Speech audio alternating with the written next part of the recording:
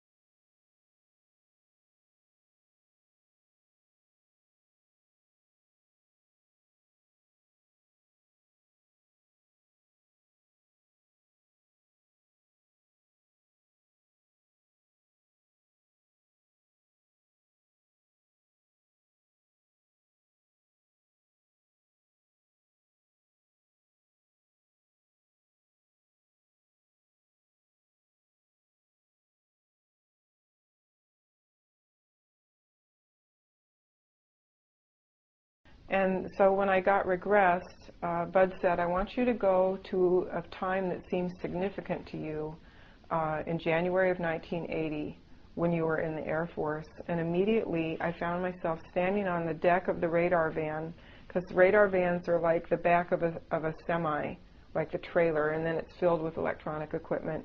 And then there's a deck so that you can kind of climb up to it and down with stairs. I was standing on the deck of the radar van. It was night. I was terrified, and there were saucers in the sky. There were like a lot of them.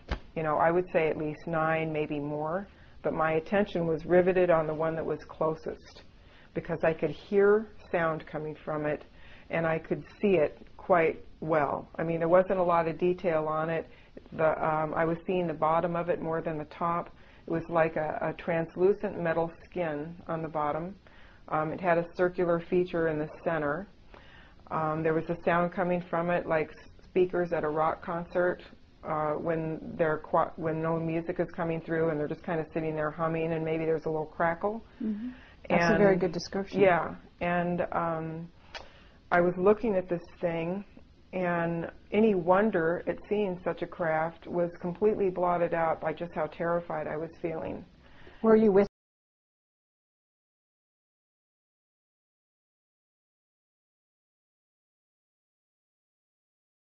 other people? I was with 2 other people that had been running the radar with me that night, and we were given fatigues aware with no rank insignia, no name tags.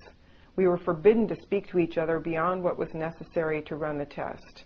Was that customary? No, not at all. They were really,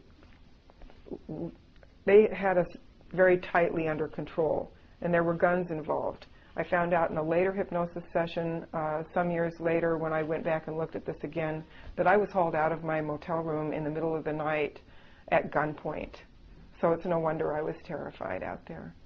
And I only had a secret security clearance, and my question was, you know, because I was familiar with security classifications and the hierarchy of them, and I'm thinking, why on earth am I seeing something that has to be incredibly highly classified, and I only have a secret security clearance, and that in itself terrified me.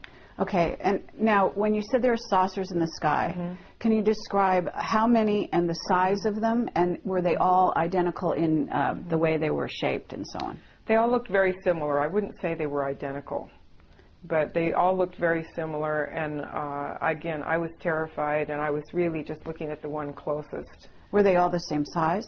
That was hard to determine because they were varying distances. Were they moving or were they hovering? They were hovering. All of them? They were hovering, and some of them were kind of, you know, tipping a little. But they were hovering, and there was a little motion. I mean, they're tipping, and then maybe a little bit of this, but they were mostly all hovering. Okay, and they were in miles. I don't know. Yeah. Would you say sort of a valley or? Yeah, they were kind of in the valley. I would say that they were covering an area maybe 10, 12 miles square around the radar. And just hovering. Yes. And size-wise, each saucer would be approximately. Is there any way for you to? I'm not really good with those kind of dimensions. Yeah, but I would guess 30 to 50 feet in diameter. That was just a guess. Okay, so that's not massive, right? No. Okay. No. Okay, so go on with your story. So I'm looking at these things. I'm scared. I'm not talking to the two people on either side of me. There are some people talking inside the radar van discussing, I think, the results of the test, but I couldn't hear really what they were saying. I could just hear voices.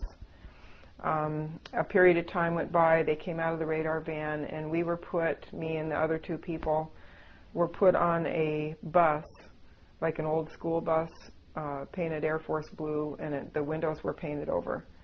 And they took us by the bus to what I think was Area 51.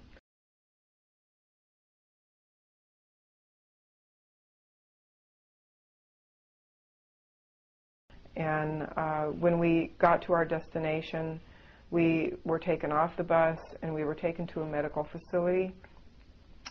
Sat in a fairly large square room, and all of us were sat in these chairs. There were lights coming in from a hallway behind where we were seated, kind of partially illuminating the room, but they kept the lights off in that room. And then one by one they came and got each one of us, or called our name, and then we went into a little room that was adjacent to the main waiting room. When it was my turn to go in there, there was an armed security guard in there standing at parade rest, and I was told to lay down fully clothed on a stainless steel examining table. So I did that. Again, I had to wait, scared to death, and finally a guy in a white lab coat came in, walked past the security guard at the foot of the table, up around the right side of the table, and he said, "Stay calm," in a deadpan voice 3 times.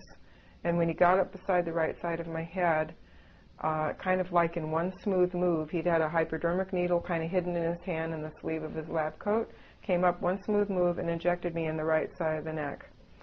And my body just immediately went into trauma. That was about the end of what I looked at in the session with Bud Hopkins. But I did pick it up so I can continue with what happened, because I did pick it up later in the other hypnosis session with Gloria Hawker in 2003. Okay, but just for the benefit of being with Bud Hopkins, because everyone will know that name, and certainly, what happened with him? You revealed this much. He clearly saw that there was more to come, I assume? He did. It's just I was so tense, and I was having such a difficult time under hypnosis.